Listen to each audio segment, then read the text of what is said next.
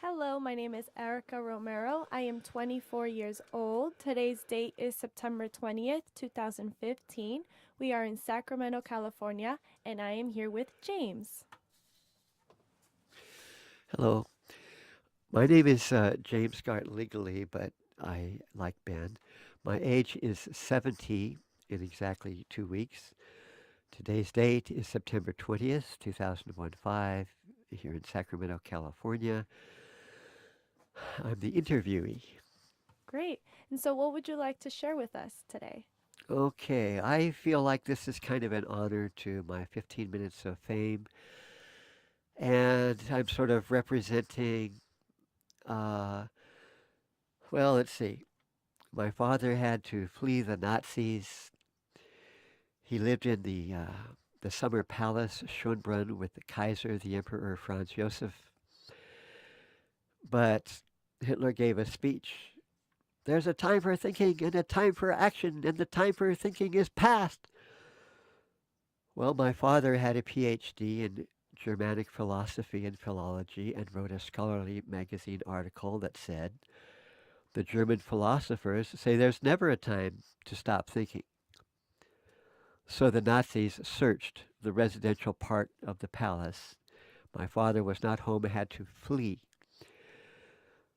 So my mother had a scholarship for Stanford, but did not have, it was embarrassed she did not have suitable clothing. So she worked in a cannery to earn money. I imagine she was too shy to phone anyone at Stanford and say that she did not have the funds for clothing. She ended up going to UC Berkeley and getting a master's degree and being a senior lifeguard and raising 4 children. So I, uh,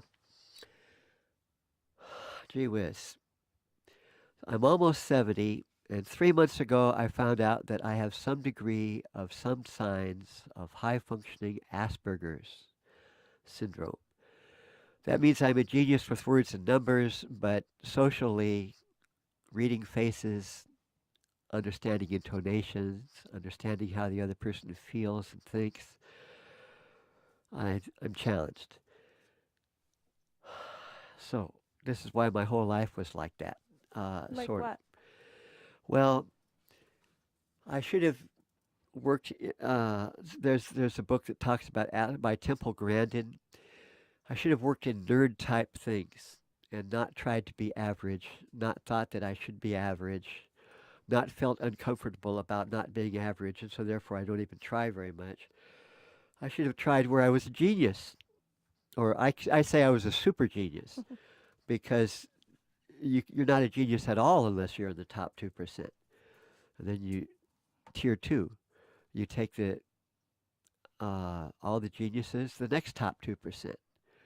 Well, then I would be in the top 5%, but that's close enough for me. So I call that a super genius. So, you mentioned that you should have done some nerd type things. What's that? What would you consider that? Well, I started off to major in math because I liked the mystery spot in Santa Cruz, California, which is gravity flux.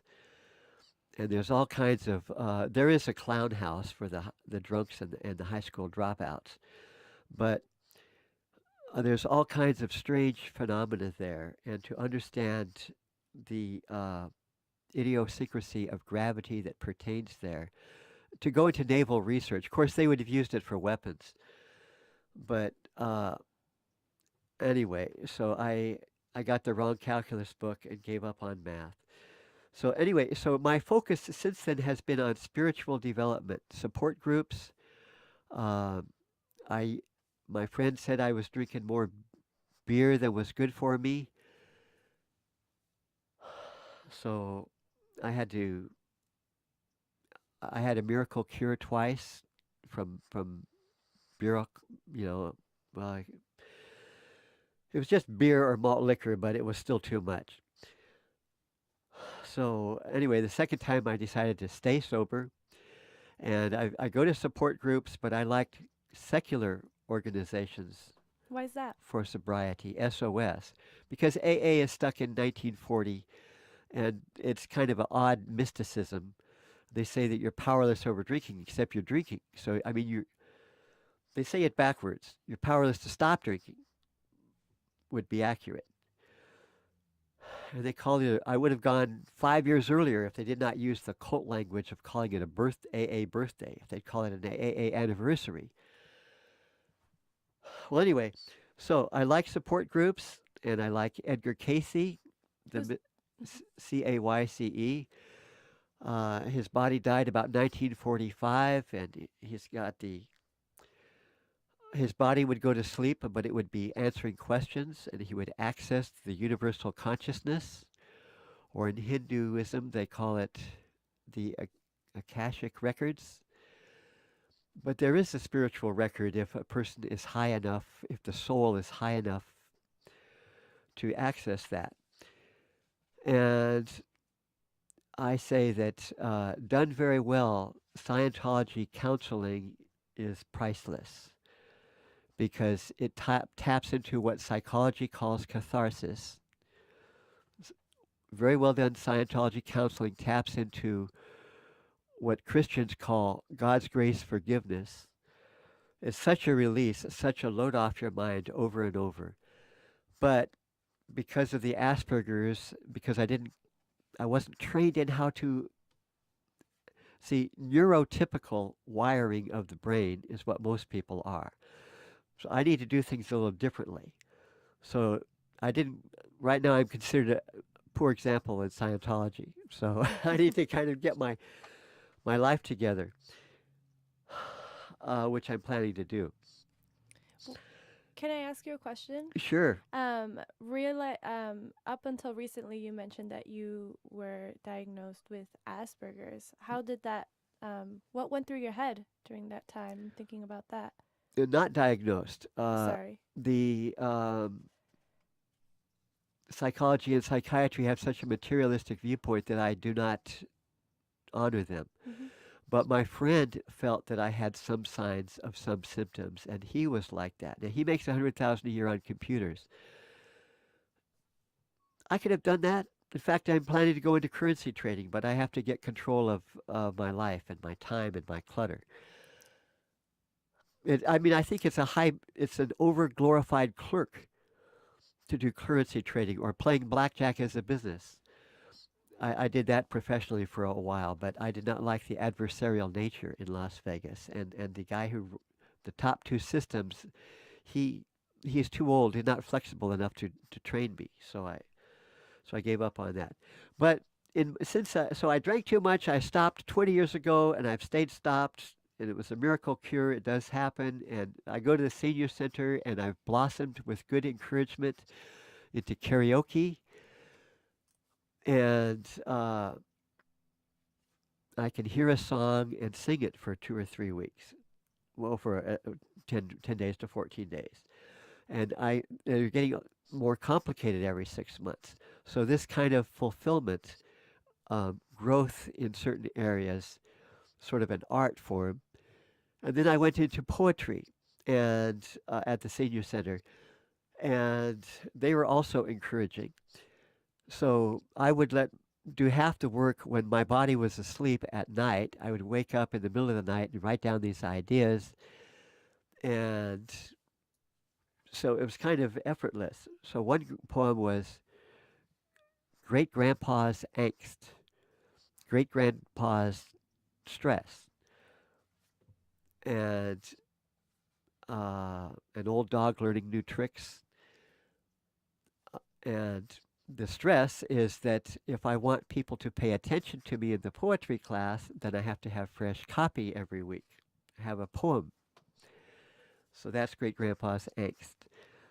I did another one on Roseanne Barr's idea. You don't think I write this poetry all by myself, do you? And she talks about 32 identities. So I don't know if that's really pertinent, but I had a nice little poem out of that. And oh, here's one. Ah, svelte goddess, with feet like mine, made of clay. Now that one was so short I was able to remember it. Can I ask you what inspired you to write the different poems? Um, Like, for example, the great grandfather's angst. What inspired you to write that? well, it was hard learning how to write poetry, so I wrote about I was confronting the stress involved, trying to go through these changes. Uh, so then, the way I would read the poetry in the class and the way I'm talking right now may be more emotive than average. And they specifically asked, there was a poetry instructor and retired and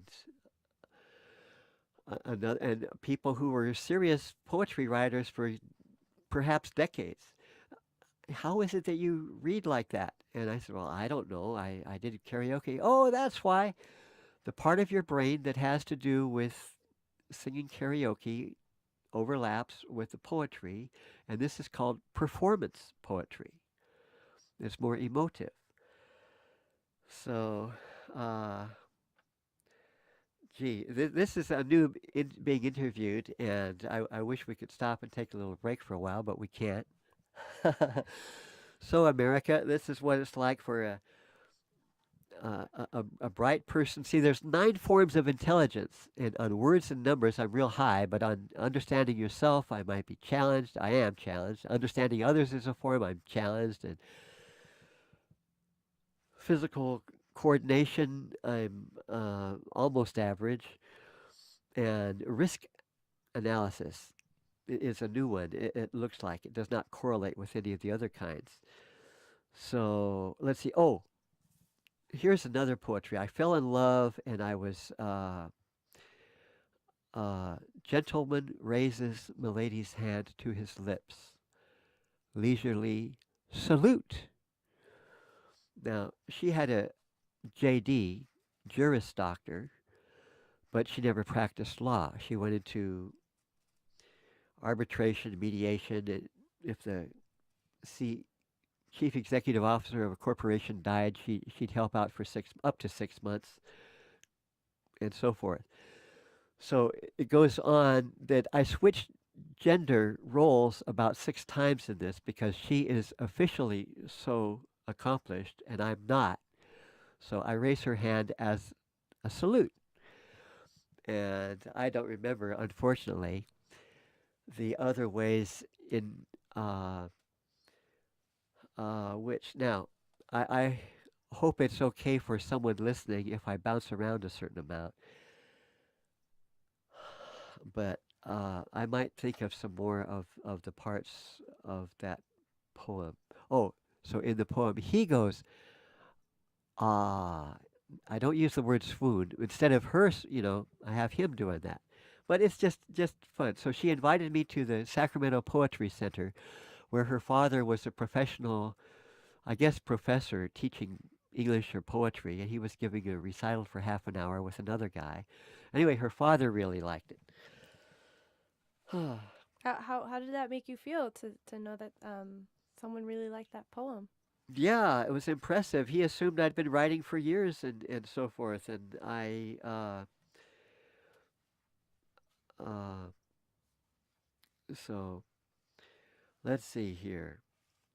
Oh, I wrote a nice poem about a veteran, but so he had been struggling for the last 30 or 35 years from Vietnam, and he was alcoholic and suicidal, and don't drive home now. I have to keep asking him to stay on the couch in the living room. Uh,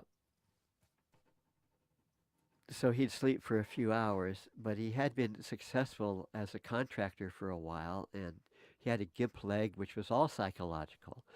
Anyway, so we got him on lines to with the VA, and now they're giving him 2,000 disability for post-traumatic stress disorder and also for Agent Orange.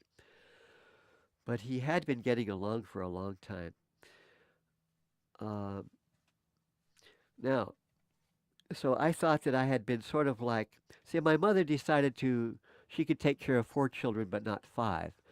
Meaning it took me years to figure out she meant my father. Growing up in the palace, I guess he had help or maids or something or other.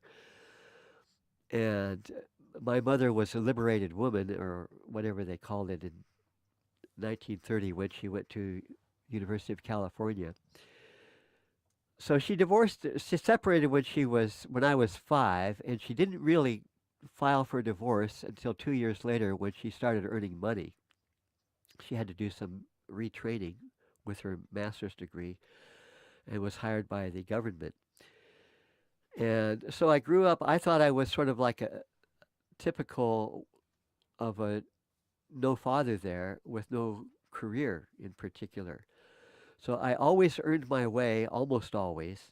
Never got government money, except when a car disabled me for about 6 months, a car accident. They had to do a $50,000 operation. And so, let's see. I guess I have a little. I see. I liked living in L.A. near the convention center, 2 blocks away, or 3 blocks from the. Uh, oh, let's see, the sports center, huge sports center there. And I would go to some of those and kind of sneak in because I was an under earner. But so 4 times a year, a federal judge declares that the LA Convention Center is a temporary federal courthouse because the U.S. Constitution requires that naturalization proceedings be done in a federal courthouse. So he declares it's a federal courthouse, and 5,000 people become naturalized U.S. citizens. Now, when they all get out and all these cars are flooding down Pico Avenue, uh, then a U.S. citizen, not one of the new ones, was trying to make a California stop, a rolling stop, and bumped me. And I was balanced just wrong on my leg, and it shattered part of my knee. And uh, it's called the tibia plateau reconstruction. And it, like the part of a dog bone that sticks out, just shattered like glass. So they had to cut off part of my spare bone from my hip to rebuild this part of the tibia near the knee, part of the knee, I guess. But anyway, so I got well from that. I did. They were surprised that I mean I'd scribble down all these notes and all these exercises, go to physical therapy, and I the head of the department thought I would might be too stressful for her other people, so she was in charge of me, and I which I liked until she went off to Doctors Without Borders. She was from India and took an extra 5 weeks vacation there and gave me to her number two, who was a gay guy.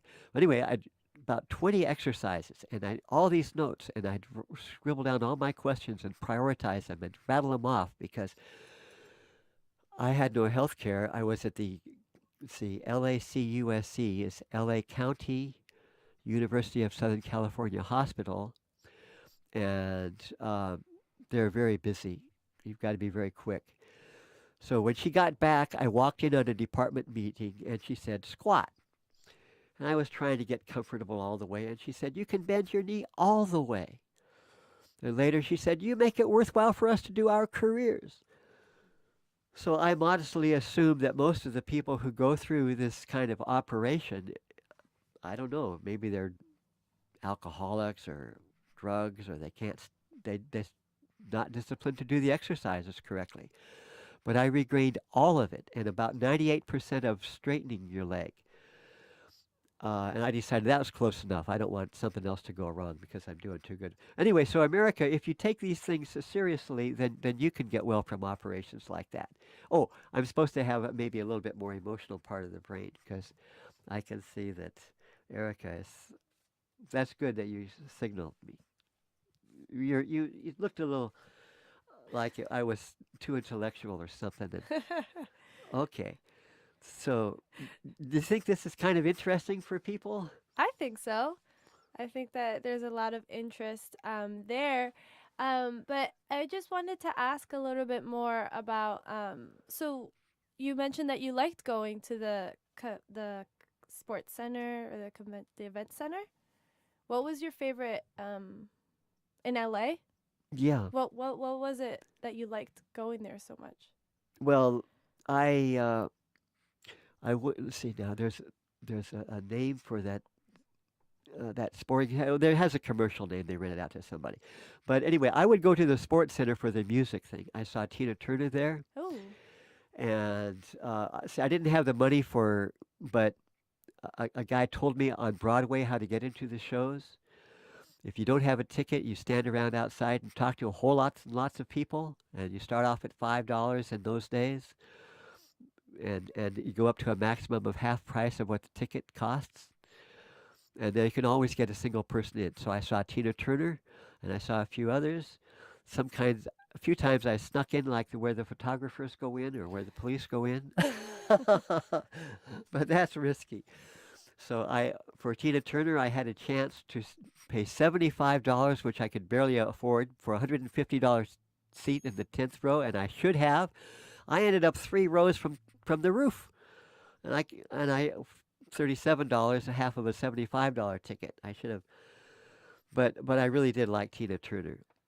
Uh, so now I had invited another person to come, and perhaps I should not say the name because the person did not show up. But this person, uh, I go to the Unitarian Church, and they try to be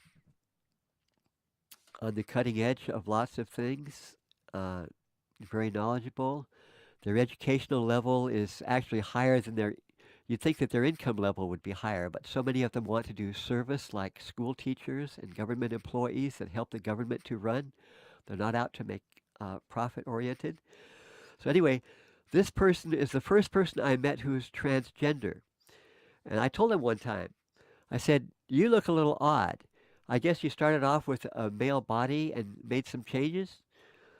And he said, "Yeah, that he had never had enough testosterone, and when he was about 50, he had some, I don't know, he's got long hair and it looks like breasts and wears a skirt and sounds very." I told him, "You sound like Jackie Kennedy. You should be here because you could represent the transgenders, which is growing." I mean, personally, I don't see spending government money to make a pay for those type of operations, but I'm not sophisticated in these things. So he could have talked about what it was like for him to grow up, and I wish he had. And also, he feels that Jesus was to do what Jesus did, that all institutions change it around and go on power trips and money oriented, and Jesus was, he did have so-called 12 with him, but so I wanted Megan to talk about these things. And so Megan was so convinced that I was had some signs of Asperger's that Megan gave me an electronic reader, an Amazon Kindle. And then because he can't read it anymore. Well, she or whatever, he, she. Uh, anyway, we can communicate. So we can talk for an hour or two, and I'm so kind of shy and so forth that uh, I'm glad that he showed some interest. So then Megan can't read it. Got a new kind with a backlight that Megan can read, and gave me the old one and thought, well, Megan should allow me access to the cloud, which has got more than 1,000 things on it, and including several books about Asperger's by Temple Grandin. Uh, 3 of the books are in there, so I can start learning about this thing. Okay, fine. So now I'm starting to learn about it. So now what do? I need to. I don't care if I'm 70. As far as I'm concerned, I'm middle aged now, and I need to start earning money because I didn't earn much in life. And I want to earn a lot of money for Scientology because if it's done very well, then it's priceless. And I worked for a person in they call him not in the organization, but like a minister in the field, in the community, who and that was, I just bliss out with these changes and so forth. So I want to earn a whole lot of money doing currency trading, and it should be. I don't care if I learn a little bit more slowly. I learned driving more slowly than average, but I became a driving instructor. And my boss at the Oakland Driving School would give me all the super brains from UC Berkeley. Well, he'd give me the male ones. I think he told his mother who he's buying the company from his mother, and he would get the pretty women. But I'd have to explain things to I mean, I could watch these guys for 2 or 3 minutes and say, "Are you slower than average at learning physical coordination things?" And they'd say, "Yeah." And me too. And we both start laughing. And then I'd explain it. And so I guess I don't need to go into a detail, but I would say, I'd have to say, imagine a rope tied to all the door handles of all the cars parked on the street, and where it touches the hood, and I'm helping to steer, and it should be on the hood between here and here, and you're making a movie in your mind about that. Now, 90 to 95% of people, I don't have to explain that to them. I just show it to them, and I just show them, and they pick it up. Is that the way it was when you learned to drive? A little bit. No one had to explain all that to you, did they? I had a lot of explaining. About Some instructors had to explain a little bit how for to me. stay in your lane. Mm-hmm. Yeah, okay. So, yeah. So let's see. That's why I'm talking so much, because my friend Megan is not here for the other half of the conversation. Oh, the other thing, gee whiz, sociopath. I found out the hard way about a sociopath. That means 4% of the people are. That means there is no conscience, or very, very little conscience. And this person might be very charming.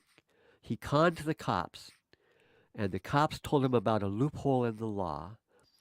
And his parents knew he was nuts, so they put the house into trust, but he can live there for all his life. So he found out how to evict me overnight. And Can you back up a little bit? When were you living in this person's home? well, I was living in there 2 or 3 months ago, and I had been living there for 2 years. And he had always said that he would give me 2 months, 60 days notice is what the law says if you lived there for more than 1 year. But all of a sudden, he serves me with court papers, and it turned out he went to a legal clinic and got them to do paperwork for free, and he asked the judge to kick me out without me even knowing about it. And the judge scheduled a hearing, and then the lawyer writes up that, "No, judge, you did it wrong. This is a different kind of situation because he's over 65. Therefore, uh, so so I was kicked out overnight, and I was uh, had trouble getting my things uh, away from the house, moving my things out because he had a chance to say that I only had a 3-hour chance, or no, maybe it was 15 minutes. I should get all my friends over there and a couple of moving trucks, and I've got 2 years and all this clutter and everything. So now I'm actually homeless for a while, and I might as well stop being embarrassed about that. So I'm finding out about I'm 70, and I'm getting my name put on a government list for assisted housing and food stamps. I could have been doing that for years, but we're kind of independent people. My mother, bringing up 4 kids, we never got government aid that I know about. No, no lunches at school, and uh, after she did make payments on a house, but after that we were poor. And so so anyway, so this sociopath, yeah, he may be charming, no conscience, cannot love, spends his life learning how to control people, manipulate people, and dominate people. And then, so I got this bestseller called The Sociopath Next Door. And she taught psychiatry at Harvard Medical for 25 years and wanted everyone to find out about this. And she asked the question, what is the responsibility of the government to protect 96% of people from the 4% who are sociopaths? And nowadays we can tell a lot of people who are sociopaths. And she says that the U.S. is one of the worst countries in the world. I guess we call it freedom of speech and so forth. But if they're screaming at you constantly, putting you down, she says, protect your psyche. See, a sociopath is the kind of people who like to swap insults. Hey, you son of a swear word, or you swear word, always putting you down, and they'll do that back and forth and try to dominate each other. Protect your psyche. She says, cut your losses. You're not likely to end up even with them. If they cheated you, she says, go by the rule of three. The first time, maybe you decide if you think it was an honest misunderstanding, possibly. The second time, you should be more strict. And the third time, cut your losses. Just get out. And I should have done that within. This guy had someone that he'd pay $50 to punch you. He called him a hitman because the guy would walk up and without warning try to knock you out.